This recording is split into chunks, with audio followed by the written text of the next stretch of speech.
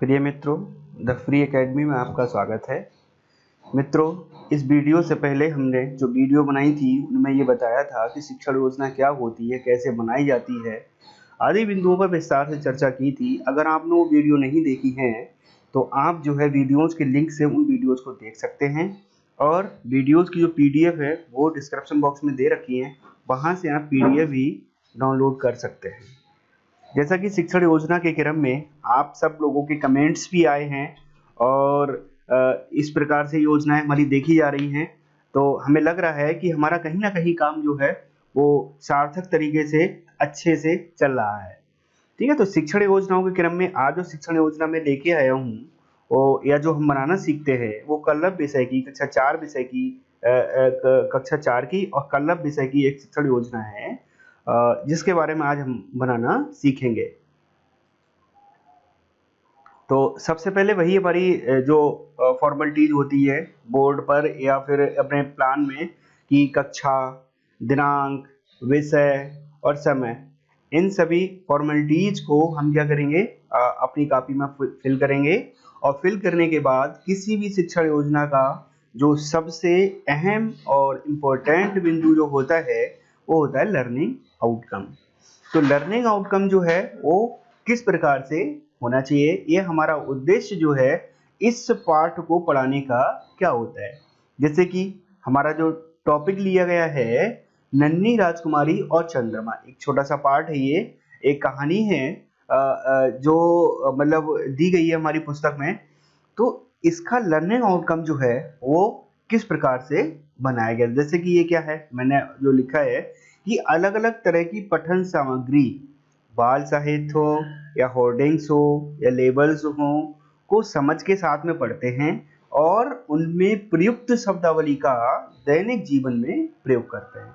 दूसरा इस प्रकार से हो सकता है, घटनाओं, अनुभवों, कविताओं, कहानियों को सुनाते हैं और दूसरे द्वारा कही जा रही बात को ध्यान पूर्वक सुनकर अपनी प्रतिक्रिया करते हैं एवं मानक भाषा का प्रयोग करते हैं। किसी भी कहानी को पढ़ने का या किसी भी कविता को पढ़ने का जो हमारा मेन उद्देश्य होता है वो यही होता है कि किताबी भाषा जो एक मानक भाषा है, और अगर हमारा बच्चा जो है किसी के सामने अपनी भाषा को प्रदर्शित कर रहा है तो वो इस भाषा का प्रयोग करे जो कि मानक रूप से सही हो और दूसरे की बात को सुनकर अपनी उचित और ठीक प्रकार से प्रतिक्रिया को भी व्यक्त करे। तो ये एक प्रकार से जो है लर्निंग आउटकम हुआ। उसके बाद टॉपिक तो हमारा है ही नन्ही राजकुमारी और चंद्रमा। ठीक है, उसके बाद इस शिक्षण योजना में जो है इसको समझाने के लिए जो आता है शिक्षण अधिगम सामग्री, ये किस प्रकार से होनी चाहिए। तो जैसे कि मैंने पाठ्य पुस्तक, चार्ट, दीक्षा पर उपलब्ध सामग्री, आप अपनी इस शिक्षण योजना को सिखाने के लिए जो है अन्य भी सामग्रियां प्रयोग कर सकते हैं, जिससे कि हमारी शिक्षण योजना जो है अच्छे से और सहज रूप में बच्चों के सामने प्रदर्शित हो सके। उसके बाद जो इसमें इम्पोर्टेंट बिंदु है, सीखने सिखाने की प्रक्रिया एवं गतिविधि। तो ये जो गतिविधि और जो प्रक्रिया है ये मुख्यतः 3 चरणों में जो है वो पूर्ण होती है। उसमें पहला चरण आता है शिक्षण से पूर्व, कि शिक्षण से पूर्व जो भी हम कहानी है, जो नन्ही राजकुमारी चंद्रमा जो हमारा प्रकरण है, उसको मतलब जोड़ने के लिए हम बच्चों को किस प्रकार से अपने आप को रिप्रेजेंट करें, मतलब बच्चों के सामने अपने आप को रिप्रेजेंट करें, या जो है वो किस प्रकार से रखना चाहिए जिससे कि बच्चे जो है कक्षा में जुड़े। ठीक है, तो हमने इस प्रकार से यहाँ पर रखा है कि उनमें जो है तारमता बनी रहे, मतलब तारमता प्रारंभ हो बच्चों में, कि शिक्षण छात्रों से उनके दादा दादी, नाना नानी द्वारा किस प्रकार की कहानियां सुनाई जाती हैं, इस विषय पर चर्चा करके बच्चों को जो है इस कहानी की ओर बढ़ने का धीरे धीरे प्रयास कर सकते हैं। और ये पूरी प्रक्रिया 5 से 7 मिनट में होनी चाहिए। जैसे कि शिक्षण से पूर्व में ये प्रश्न किया है, तो इस प्रश्नोत्तरी के माध्यम से और जो चर्चा है, चर्चा में बच्चे क्या करेंगे, कोलैबोरेशन अर्थात सहभागिता करेंगे, तो वहां पर जो है उसके माध्यम से उसका आकलन कर सकते हैं। दूसरा क्या है बिंदु, इसका चरण जो है वो शिक्षण के दौरान।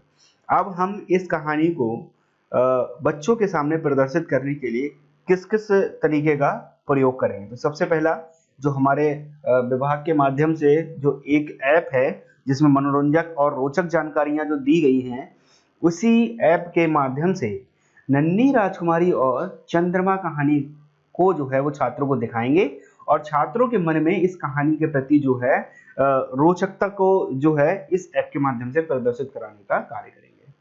उसके बाद हम ये भी कर सकते हैं कि अब जो दीक्षा ऐप के माध्यम से बच्चों ने सुनी, हो सकता है कुछ बच्चों की समझ में ना आई हो, या हो सकता है कि कुछ बच्चे ऐसे हों जिनकी समझने में दिक्कतें आ रही हों। तो इसके लिए शिक्षक छात्रों को नन्ही राजकुमारी और चंद्रमा कहानी को पूर्ण हाव भाव के साथ में सुनाएंगे कि लगना चाहिए कि हमारे जो पात्र जो हैं वो हमारे अध्यापक के रूप में ही सामने प्रदर्शित हो गए। इस प्रकार से हाव भाव के साथ में हमें बच्चों को कहानी सुनानी है और ये पूरी कहानी का जो आकलन हम करेंगे वो एक सहभागिता के माध्यम से कर सकते हैं और ये प्रक्रिया लगभग 20 मिनट तक लगभग चलेगी। उसके बाद इस सीखने सिखाने की गतिविधि या प्रक्रिया को जो अंतिम चरण आता है वो है शिक्षण के अंत में। तो शिक्षण के अंत में या एक प्रकार से ये बोल सकते हैं पुनरावृत्ति या जो है कि जो हमने पढ़ाया उसका हमारा फीडबैक जो था वो कितना छात्रों की समझ में आया। तो इसके लिए हम उनसे प्रश्न भी कर सकते हैं। जैसे प्रश्न किया है, राजकुमारी क्यों बीमार थी, या राजकुमारी की बीमारी कैसे ठीक हुई, या इसमें एक विदूषक आया है, विदूषक क्या पहने था। तो इस प्रकार के प्रश्न जो है बहुत सूक्ष्म प्रश्न है जिन्हें बोलना चाहिए अति लघु उत्तरीय प्रश्न है, जो है वो बच्चों के सामने हम पूछकर जो है वो अपनी योजना का एक प्रकार से फीडबैक या पुनरावृत्ति जो है वो ले सकते हैं। उसके बाद इसमें एक वो भी कराई है गतिविधि, जैसे क्या है चिकित्सक और रोगी के वार्ता से संबंधित अभिनय कराया जाए। मतलब एक नाटक के माध्यम से भी, एक सूक्ष्म नाटक के माध्यम से भी हम जो है बच्चों को समझा सकते हैं कि चिकित्सक और रोगी के में जो वार्तालाप हो रहा है वो किस प्रकार का होना चाहिए। तो इसमें बच्चे पूर्ण रूप से सहभागिता भी देंगे और जो है बच्चे इसमें रोचकता के साथ में जो है अपने आप को प्रदर्शित भी करेंगे। उसके बाद जो बिंदु आता है जैसा कि गृह कार्य, प्रदत्त कार्य। तो गृह कार्य में क्या करेंगे कि आप जो है इसी पाठ से संबंधित या इस अभ्यास से संबंधित कार्य को छात्रों को दे सकते हैं। जैसा कि मैंने दिया है कि निम्न मुहावरों से संबंधित चित्रों को बनाएं। जैसे चिराग तले अंधेरा, तो हम बच्चों से ये भी कह सकते हैं कि इस मुहावरों को चित्र के द्वारा प्रदर्शित करो। जैसे मुंह में पानी आना, इसको भाई चित्र के माध्यम से प्रदर्शित करो, या पैरों में बेड़ी पड़ना। इस तरीके से जो हम गृह कार्य छात्रों को दे सकते हैं। उसके बाद सबसे इम्पोर्टेंट बिंदु जो है वो है शिक्षक की आगामी योजना, कि आगामी योजना जो है वो शिक्षक की क्या है। जैसे कि मान लो कि इस शिक्षण योजना में जो हमने बच्चों को सिखाना चाहा और वो इस शिक्षण योजना के अंतर्गत कुछ काफी हद तक जो सीखने में असमर्थ रहे, तो हम ऐसे छात्रों के लिए क्या करेंगे कि अन्य प्रकार की गतिविधियां कराएंगे और जो है अन्य गतिविधियों के माध्यम से छात्रों को सिखाने का प्रयास करेंगे। साथियों, अगर ये शिक्षण योजनाएं आपको अच्छी लग रही हो, कहीं ना कहीं आपके लिए सहायक हो रही हो, तो हमें कमेंट भी करते रहिएगा और चैनल को ज़्यादा से ज़्यादा जो है आप सब्सक्राइब भी कीजिएगा, जिससे कि हम आगे भविष्य में आने वाले कंटेंट को और पूर्ण मनोयोग के साथ में बना सकें। Thank you.